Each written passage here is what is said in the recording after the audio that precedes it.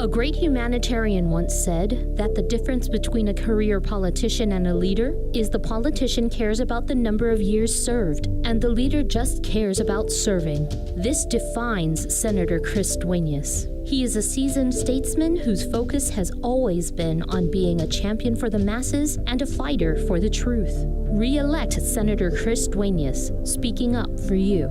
I am Chris Duenas, and I approve this message. Edward Alvarez, Treasurer.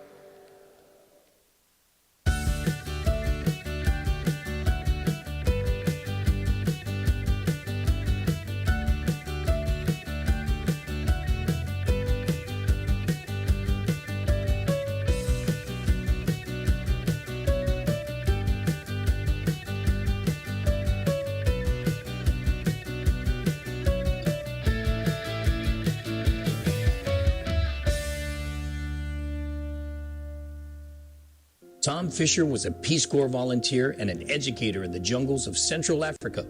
He went from educating children in impoverished nations to serving our nation in the United States Navy. Tom's legal expertise took him from the military courtroom as a judge advocate general to the courts of Guam, where he has spent 3 decades representing our Manumco and our less fortunate. Tom Fisher knows the law. He'll be a great lawmaker.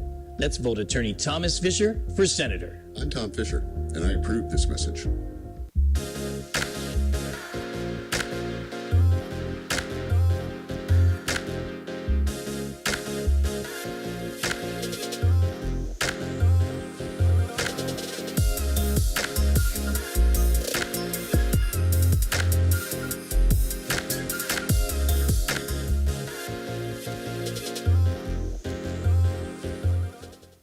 Huff Day.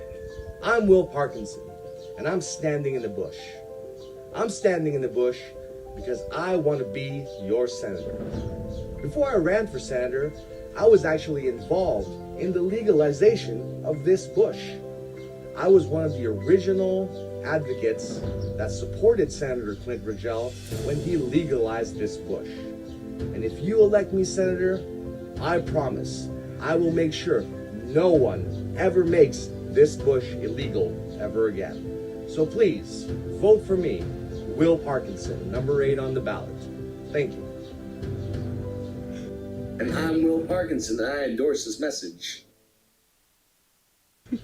That's great. Like, hopefully the baddest guy in Junior doesn't find me. This is from his house. Many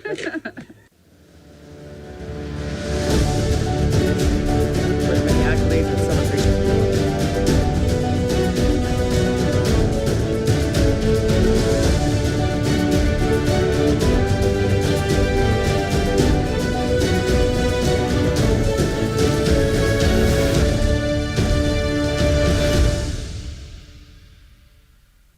Good afternoon and welcome to Kandit's editions of the Daily Crime Report. I'm Johnny Rosario. And I'm Danielle Baza. It is August 31st. It is September already. September, October, November, December. 4 more months and we are done with 2022. Goodbye. Good riddance.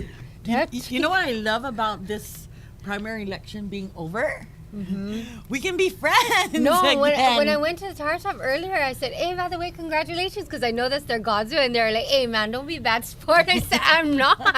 I'm really saying congratulations." I love everybody. Yeah, everyone can be friends again. We're still living. We're still breathing.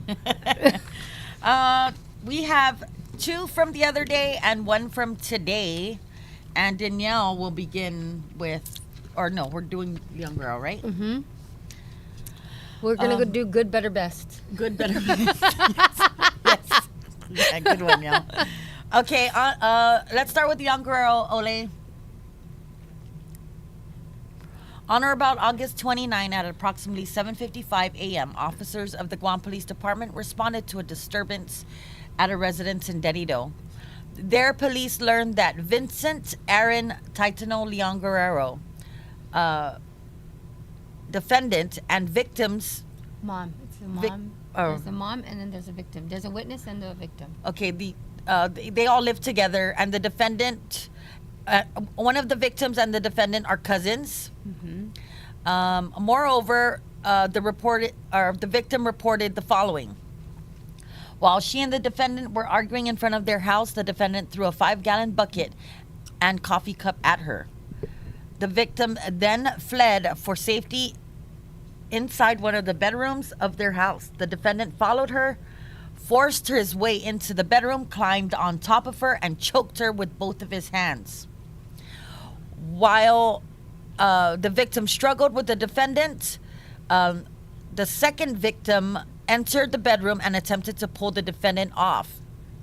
Victim 1 and victim 2 pulled the... Wait.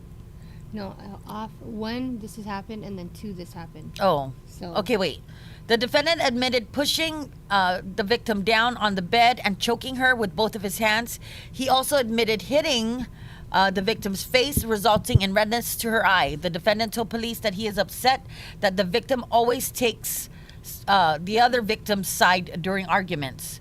The victim complained of neck and jaw pain. Based on the foregoing, there is probable cause to charge Vincent Aaron Titano Leon Guerrero with 2 counts of family violence. Next, we have, I think this is Sylvia Rubin. On or about August 29, 2022, the reporting person Logan Lombard reported that an individual had approached her on Fujita Road. Lombard told officers that the defendant, later identified as Sylvia Rubin, had asked something to the effect of if the reporting person would buy the defendant's children. When officers arrived, the reporting person told them that they heard the defendant ask something to the effect of, "Can my children live with you?"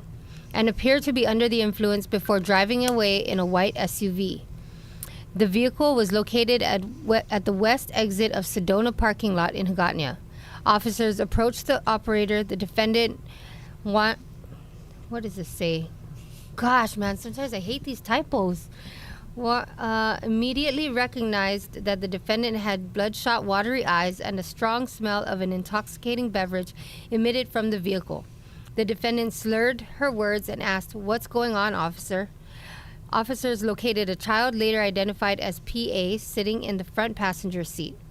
Officers also observed a clear liquor bottle and 2 opened Asahi beer cans, cold to the touch, in the center console, containing an amber-colored liquid substance.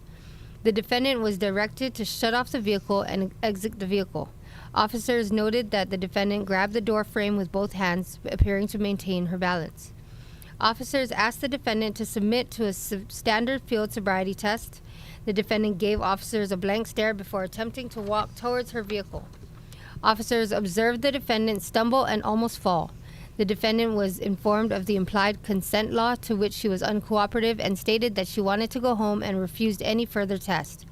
Based on the foregoing, there is probable cause to charge Sylvia Rubin with driving while impaired with child on board, child abuse, driving while impaired, and possession of an open container of alcohol in a motor vehicle. That's Very better. good, Ruben. No, that's a good one. This one's better, and you got the best. Good, better, and best. Okay. On or about August 25th at 8:10 p.m., officers responded to an assault complaint, where 3 males appeared to be assaulting a 4th one near Ronald's Mart in Derrido. Excuse me.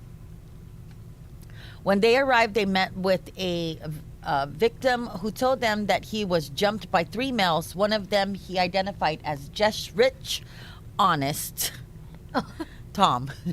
Honest. You think that went like, "What's your name?" Honest. That's my name. AKA Chess Rick and AKA Jess Rich. He told the officers that they continued to beat him until they were chased off by witnesses. A witness told the officers that she had seen the victim being beaten up by the three males and chased them off when they had seen her in her vehicle. The officers saw that the victim at the time had suffered swelling and black bruising to both of his eyes, a laceration on his lower right eyelid, and swelling on the right side of his temple. His relatives brought him to the hospital for treatment. On or about August 30, at 1:30 p.m., officers were able to re-interview the victim. He told the officers he was sent by his mother to the above store on Consolation Street. It was raining, so he had an umbrella in one hand and a cell phone in the other. As he was walking, he saw someone he thought he knew as Manley. He then saw a second male he knew as the defendant. Without provocation, the defendant punched the victim on his right cheek area. The victim fell to the ground but was able to get up. By this time, a person he thought was Bossiano joined in the beating by kicking him. The two began punching him multiple times. He could not defend himself because he was still holding onto his umbrella and his cell phone. The defendant recalled the two witnesses chasing the three males away. He told the officers that in addition to his injuries, the doctor at GRMC told him his nose was broken. Additionally, his lacerations were sutured by the doctor. He was also given medication for pain. 5 days later after assault, he still suffered pain and still had swelling.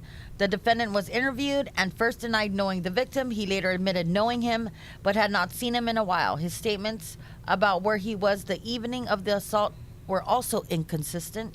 The officers noted what looked like fresh scars on his knuckles. Based on the foregoing, there is probable cause to charge Jess Rich with aggravated assault as a third-degree felony. This is crazy. I know, right? This is a guy walking to the store for his mom. Poor guy, right? And I just know. gets jumped. Mm-hmm. And Unprovoked. And from people he knows. Yeah. Maybe he doesn't know what they did to him. He's like, what did I do? Remember that time in October 14, of 1999? When you acted bothered me, girl. You thought you were tough then, huh? Now what? I got my friends with me. Oh, jeez. Oh, very good. Just Rick, stay home and do not go outside. Okay, sorry, I'm just reading messages. A lot of things going on here at Kandit. It's amazing times, and God does provide. You know, I just want to thank all of you, our viewers, everybody that supported us openly or even behind the scenes. Yeah. You know, if you can't support us openly and in public, you know, we still Understand. Yeah, we get it. We got you.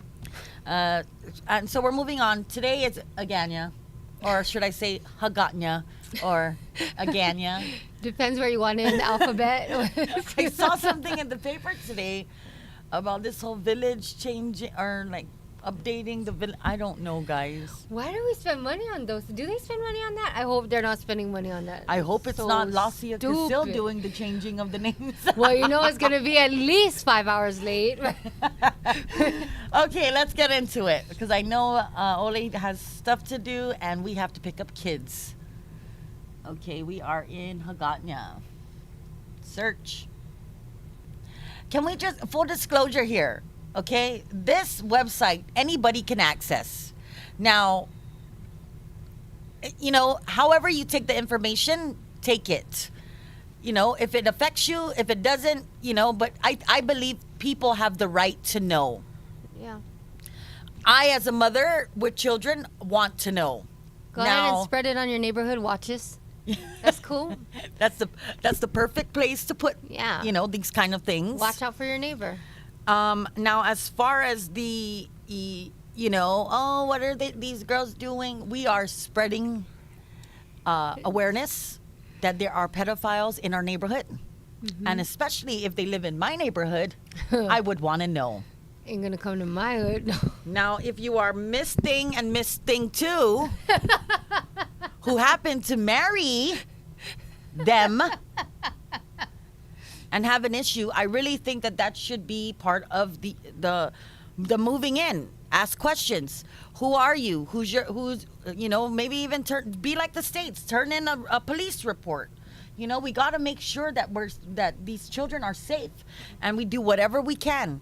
Now, let's say your husband did do it 18 years ago. Your neighbor still has a right to know. Now, you tell your neighbor, yes, it was 18 years ago, or when he was 18 and now he's 60. They still, I believe you should still tell them. You tell them and you let them decide. Now, if the whole place doesn't want you living there because of that, then that's your problem, and that's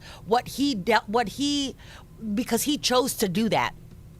Now, when you're going to compare them to drug addicts, you're going to compare them. No. Sorry. Studies have shown. They repeat. So, drug addicts relapse too, right? Yeah. But there are recovering addicts. There are, what is it? When you're a criminal. Yeah, guys. Everybody deserves a second chance. Yeah. And me, I tell people loud and proud about my past. Mm-hmm. You're secretly in your room, and you're the one on the lease, and you don't put your husband there because your husband's whatever. Come on, people, wake up. Wake up. Everyone has a right to know. I ain't ashamed of my past, and I'll make sure I let my neighbors know where I came from. Mugshot, please. No, just kidding.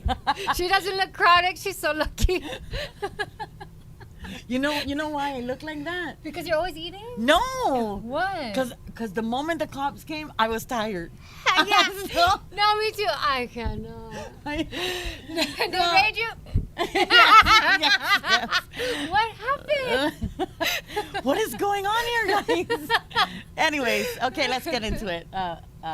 Sorry, that was a rant. For whoever needed to hear it. Yes, I really believe your neighbor deserves to know. Tell them and let them decide. Don't bash somebody because they want to put it into the chat to let the other neighbors know because you didn't.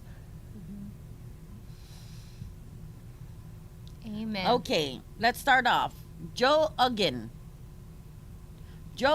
Augustin. Oh, a warrant is issued for this kid.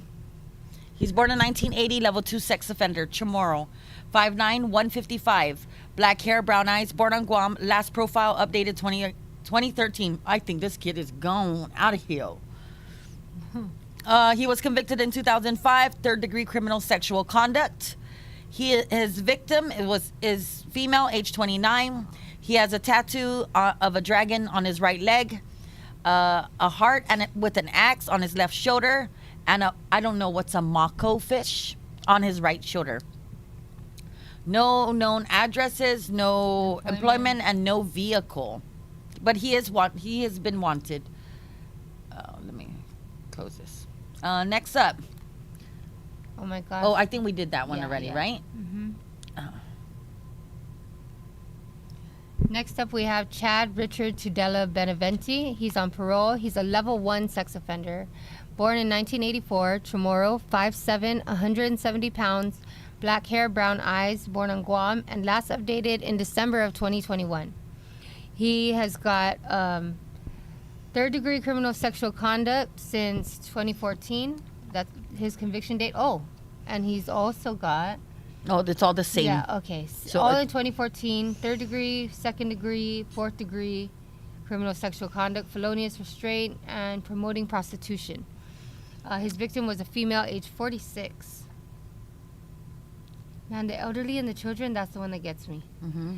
He's got a tattoo on his back that says Beneventi. He's homeless, and he has no vehicles and no employment. Breaking news. Before we, Ole, can you put this up? Can I send it to you? Okay, can you just put this up? It's a breaking news from GPD, and I sent it to the show lineup. Or do you want me to open it here in WhatsApp? It's better if I open it here. Okay. Can you just get off my screen in case it opens to something that people would love to see? Okay. Here we go.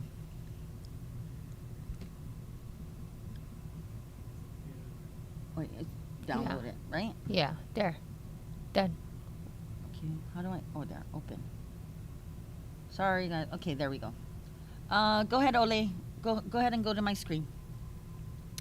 It says Highway Patrol section continued their investigation to a serious crash that occurred on June 5th, 2022 at intersection Governor Carlos Camacho and Fahrenheit Avenue to Muning. This is that really bad accident that they had on video, remember? Yeah, And the yeah. guy suffered a brain injury. On August 12th, how many days ago? Almost a month, half a month ago, Hunter Neil Reichert, male, Caucasian, 21 years old of Jigo, was arrested for the following offenses: speeding in a posted zone, vehicle forfeits, ROW at intersection, right of way, right? ROW is right of way. At intersection due to unlawful rate of speed, disobeyed red traffic light, and reckless driving with injuries. Reichert was booked and released. The case is closed and forwarded to the Attorney General's office. Released? Yeah, Okay. yeah.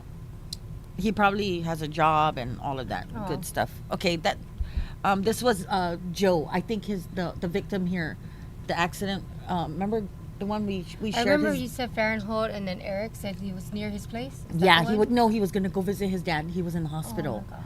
Yeah, the dad was in the hospital, so he's gonna go spend time with his dad. And he got into the accident. The guy hit him, and it was pretty bad. So yeah. then He was in a coma and everything. Never mind. We don't have a mugshot for that, guys. Okay, take me back. Let me get there.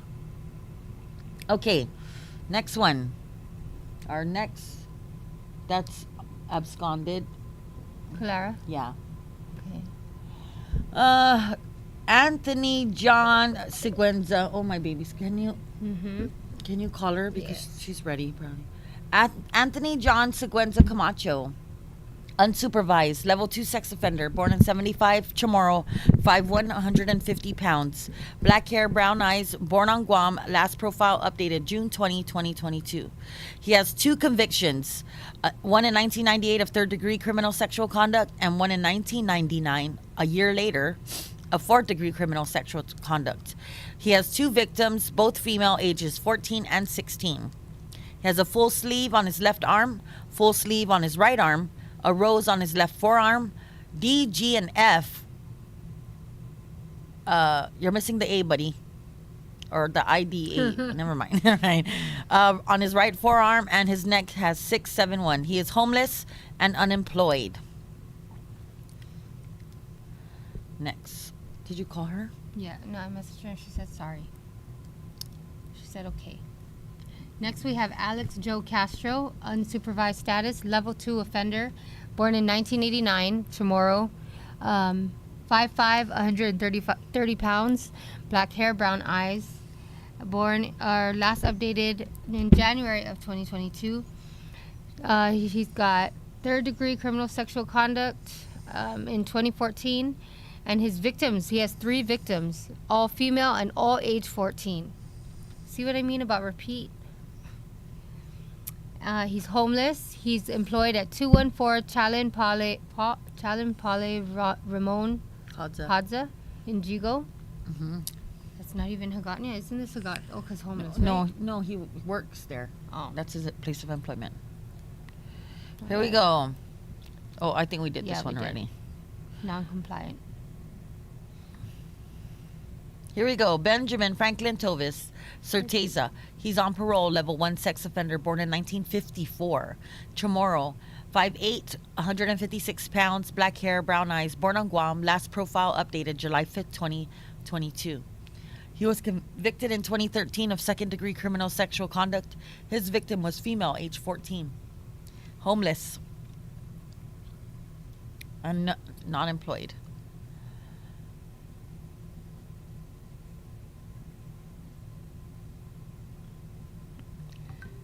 Next is Anthony Michael Bamba Chigina, unsupervised status, level 3 offender, born in 1969, Chamorro, 5'9", 150 pounds, black hair, brown eyes, born in Guam, and last updated in September of 2021.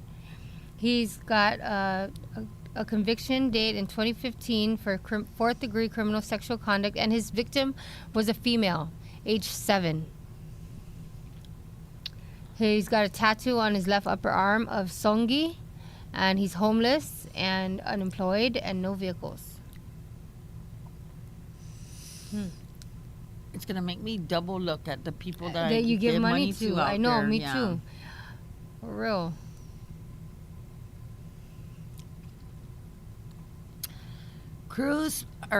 Patrick Duenas Cruz, unsupervised, level 1 sex offender, born in 1971, Chamorro, 5'6", 250 pounds, black hair, brown eyes, born on Guam. Last profile updated July 1st, 2022. First degree criminal sexual conduct in 1994. His victim was female, age 13. He has a tattoo of a rose on his back. He has a tattoo of the letter P on his left hand and love on his right hand. He is homeless. He works in Tumon. Oh, he has 3 cars. A white 2010 F-150 MT662, a gray Accord 2012 license plate HG3138, and a white Corolla 2004 sedan HG4152.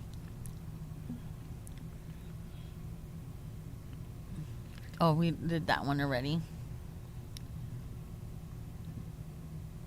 We did that one too. Yes. Oh, here we go. Joseph Darrell Faring, unsupervised status, level 1 offender, born in 1971, Chamorro, 5'9", 160 pounds, black hair, brown eyes, born on Guam, and last updated July of 2022. He's got a conviction date in 1993 for first-degree criminal sexual conduct, and his victim was female, age 18. He's got a tattoo on his chest. It's an image of Jesus Christ. Of course. And he's homeless, okay, unemployed, and he's got a red Tercel, license plate number ORD1729, and a white Maxima, license plate number DED3219.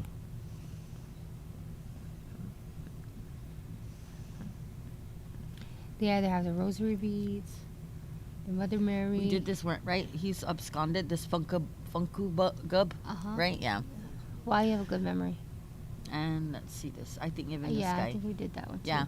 Okay, Okay, so that's we're all good. for today. That is all for today, ladies and gentlemen. That's Thank all, you. folks.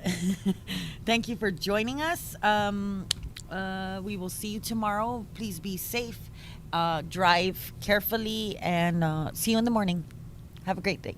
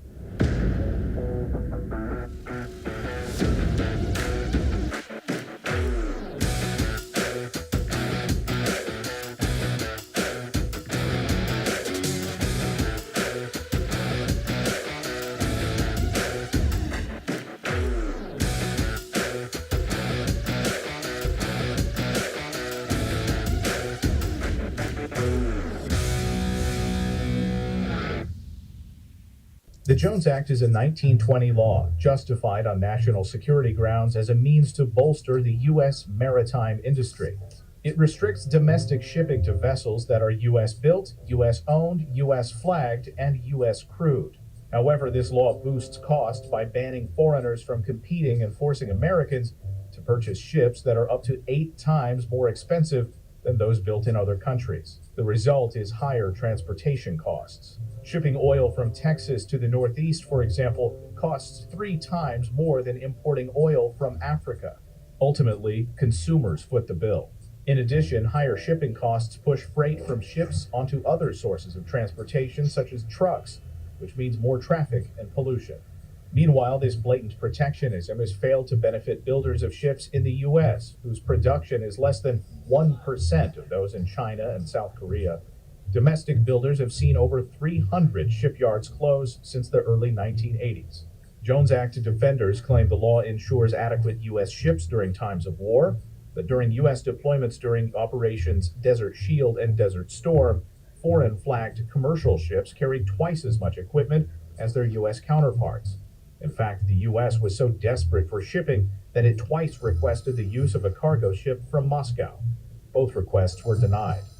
So the Jones Act has failed to achieve its shipbuilding and national security goals while driving up costs for consumers.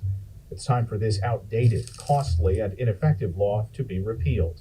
It's time to end the Jones Act.